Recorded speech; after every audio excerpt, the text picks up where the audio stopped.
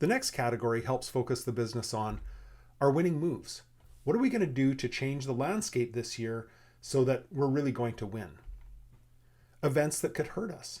What could happen that could cause us serious harm or bring harm to the organization in the next 12 months? And watching for trends so we don't get left behind.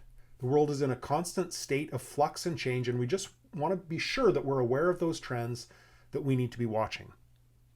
This next category is opportunities, threats, and trends. And for the most part, we're looking at about the next 12 months. This category represents a snapshot of the organization at a certain point in time, and it should be redone every 6 to 12 months, depending on the pace of change in your business. Some of us are in businesses where the pace of change is very, very fast, like the tech sector. Well, 12 months might not be sufficient. You might need to do this twice a year, or maybe you need to do this quarterly.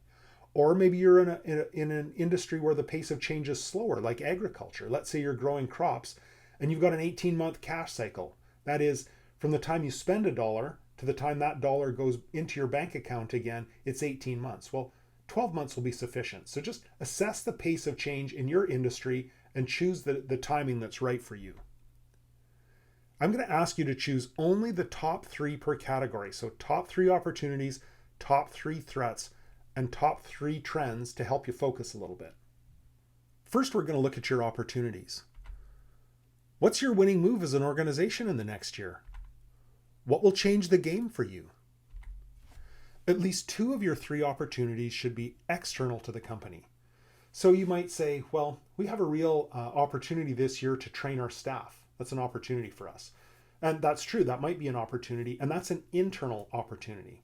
But I want 2 of your top 3 to be external to the company, outside of you. Here's some examples of opportunities. It might mean a new hire, an acquisition, a new product line, a new company initiative, a new sales territory, something that's external to the company. It's just your top 3 strategies that are going to help you win in the next 12 months. Next, we're going to look at threats. What could harm us in the next 12 months? What risks do we need to guard against? Again, I want you to choose at least 2 of the 3 threats external to the organization. So you might say, well, our biggest threat is losing a key person. And that's true, that might be a threat, and you can include that, but make 2 of those threats external to the organization. Here's some examples of threats. Economic conditions, cash issues, i.e., running out of cash. Now, if you're in growth, this is always a very real threat because the first law of growth is that growth sucks cash. When you're growing, you have to put out a lot of cash. So that could be a real threat for you and is typically on the threats list of any growing organization.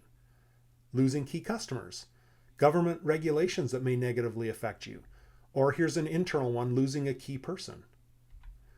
It's just the top 3 issues that you need to guard against in the next 12 months. Let's look at trends. How are things changing in ways that could affect us in the next 12 months and beyond 12 months? What trends do we need to be responding to now so we aren't left behind? Now, typically trends don't take place within a 12-month cycle. Usually trends have been going on for a couple of years or more, and we've known that they're happening, we see that they're bubbling up, and it'll be a year or maybe a couple of years before it will really affect us. But we want to know now so that we're responding to it and we're taking the initiative and not just reacting once we're behind the curve on that. Here's some examples of trends. Employee engagement trends, online initiatives, which is affecting a lot of us, changing buying habits, changing methodologies in your industry, changing product preferences. Choose the top 3 trends that you need to be aware of and responding to. You just don't want to end up being Blockbuster, who looked at Netflix and streaming and just said, well, how is streaming going to help us sell more DVDs? And now again, it's your turn. Take your template, consider your opportunities, threats, and trends, and fill them into your 1-page plan in that middle long-term column.